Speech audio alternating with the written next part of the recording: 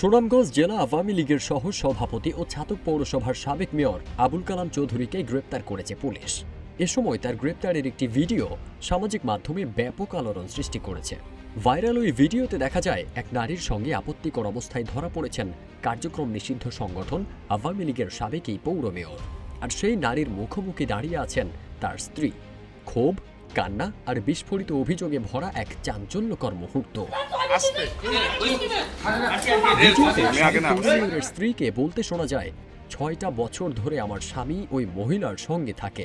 অভিযোগের সুরে তিনি বলেন, ওই নারীর স্বামী সন্তান থাকা সত্ত্বেও তার সঙ্গে পরকীয়ায় জড়িয়ে দুটি সুখের সংসার ধ্বংস করেছেন তার স্বামী।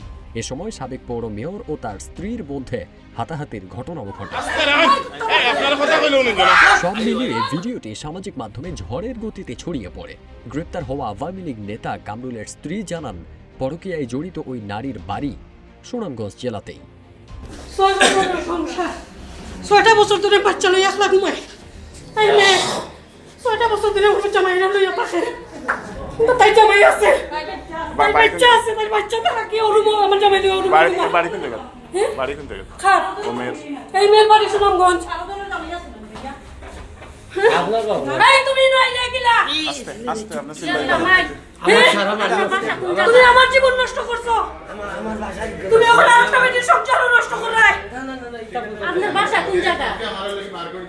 পুলিশ জানায়, বৈষম্য বিরোধী ছাত্র আন্দোলনের সময় শিক্ষার্থীদের ওপর হামলার ঘটনায় দায়ের করা একটি মামলায় তাকে গ্রেপ্তার দেখানো হয়েছে।